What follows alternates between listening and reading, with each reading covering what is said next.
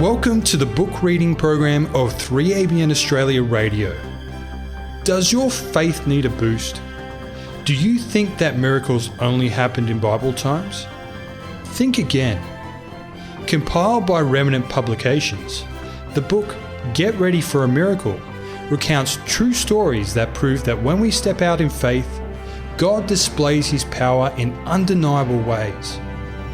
Here is our reader, Colville Smith. This story is entitled, The Can Opener That Wouldn't Work. Luke chapter 8 verse 17 says, For nothing is secret that will not be revealed, nor anything hidden that will not be known and come to light. Shortly after we went back to Africa for the second time, my family and I travelled from Lubumbashi in the Congo down to South Africa, where we needed to buy a large mission truck, plus other supplies. We took a cashier's cheque for $53,000 to cover these expenses. I had it locked in my briefcase, along with my passport and a lot of letters that we had been asked to mail in South Africa because the mail service was so terrible in the Congo. I stashed the briefcase under one of the seats in our Volkswagen van. We had made a bed in the back so that as we drove along, the kids could lie there and listen to cassette tapes and play with Lego pieces. This was before the age of seatbelts. It took 2 days to travel from Lubumbashi down to Victoria Falls. There we spent a relaxing Sabbath. In the afternoon, we drove out to a big tree by the river and decided to take a nap. I opened the windows in the back of the van. I lay down in the back, and Kathy and the children made themselves comfortable in the seats. We all dozed off. All of a sudden, I heard something. I opened my eyes just in time to see an arm come through the window and pick up my large case that had my video camera in it. I jumped out of the van only to realise that I couldn't run after the thief because I'd taken my shoes off and we were under a thorn tree. Instead, I hollered loudly at the thief, frightened the man, threw the camera down and ran off. A bit shaken, I picked up the case. We quickly packed up and drove back to the campsite where we were staying. The next morning, we were going to have breakfast before heading on toward South Africa. We had brought some Vegelinks from the States, so I said to Kathy, let's open a can of Vegelinks and roast them for breakfast for a treat. Everyone loved that idea, so I got the can opener out and tried to open the can.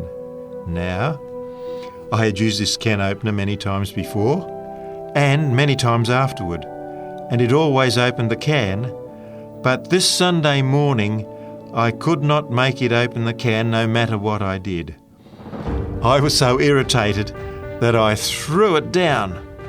Kathy, I said, please get my briefcase from underneath the seat. I've got a little army can opener in there that'll work. Moments later, Kathy was back, white-faced. The briefcase is gone, she announced. We were all sick. Not only had we lost important documents, but also with my passport, the thieves could take the cheque to South Africa and cash it. We went to the police, who took a report, but they were not much help. I had heard that sometimes thieves would steal a briefcase and dump everything out because they don't want to be caught with the owner's identifying papers in it. So we went back to the big tree by the river. Kathy and the kids and I looked everywhere to see if we could find any paper lying around. I was almost ready to give up, but we prayed and prayed about this. Finally, underneath a tree down by the river, I spotted some paper.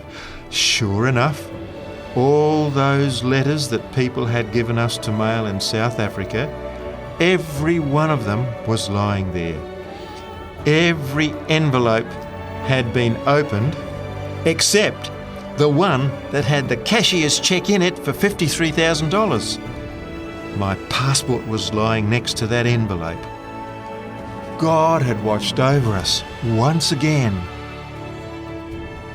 A reflection associated with this story comes from Patriarchs and Prophets, page 53.